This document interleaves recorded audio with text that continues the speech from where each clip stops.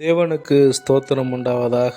நமது தேசத்தில் ஊழியரையோ அல்லது விசுவாசிகளை சந்தித்து பேசும்போது 3 கேள்விகளை நாம் கேட்கிறோம். 1, ரட்சிக்கப்பட்டீர்களா?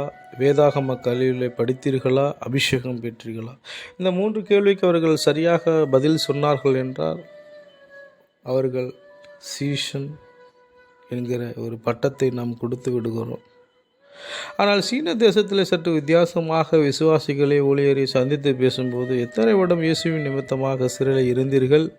எந்த சிறையில் இருந்தீர்கள்? எப்படி இருந்தீர்கள்? என்றெல்லாம் கேட்பார்களாம். அவர்களுக்கும் நமக்கும் வித்தியாசங்களை பார்க்கிறோம். வாட்ச்மேன் நீ என்கிற ஒரு தேவ கிறிஸ்துவ ஆசிரியர் அங்கே குழுவாக இணைந்து ஒரு பட்டணத்தில் ஊழியம் செய்து கொண்டிருக்கிறார். அங்கே இருக்கிறதான ஜனங்கள் அவர்களுடைய வழிபாட்டு ஸ்தலங்களுக்குள் ஒரு விழா கோலத்தை ஏற்படுத்தி அங்கே அவர்கள் கூடுகிறார்கள். இதை பார்த்த அந்த குழுவினர்கள் ஜெபிக்கிறார்கள்.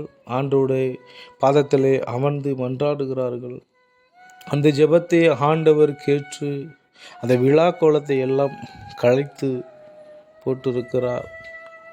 மீண்டுமாக மற்றொரு நாட்களை நியமனம் செய்து மீண்டுமாக அந்த விழா கோலத்தை ஏற்படுத்துகிறார்கள். மீண்டுமாக இவர்கள் குழுவாக இணைந்து ஜெபிக்கிறார். அந்த ஜெபத்தை ஆண்டவர் கேட்கிறார். அங்கே இருக்கிறதான எல்லா தோரணைகளும் விக்கிரகங்களும் ஆண்டவர் அடித்து உடைத்து அதை நிர்மூலமாக்கி போடுகிறார். இது குறிப்பிடத்தக்கது. ஆண்டவருக்கு ஸ்தோத்திரம் உண்டாகட்டும். அவர்கள் அந்த ஊருக்குள்ளே அவர்கள் ஆண்டவருடைய வார்த்தையை சொல்ல ஆரம்பிக்கிறார்கள்.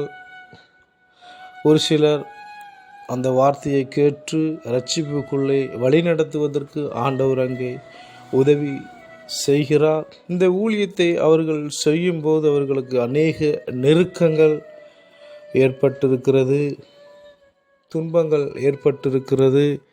அவர்களுக்கு விரோதமாக அங்கே இருக்கிற ஜனங்கள் முறுமுறுத்திருக்கிறார்கள். அதன் மத்தியிலே ஆண்டவருக்காக வைராக்கியமாக ஊழியம் செய்திருக்கிறார்கள். ஆண்டவருடைய நாமத்தை மகிமைப்படுத்தியிருக்கிறார். அங்கே இருக்கிற ஜனங்கள் எல்லாரையும் கிறிஸ்துக்குள்ளாக வழிநடத்தி கொண்டிருக்கிறார்கள்.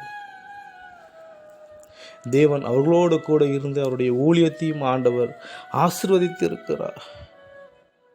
சீஷன் என்பவன் எவ்வளவு பாடுகள் வந்தாலும் அதை விட்டுவிடாமல் தொடர்ந்து ஆண்டவருக்காக பிரயாசப்பட்டு அவருடைய வேலையை நாம் செய்ய வேண்டும்.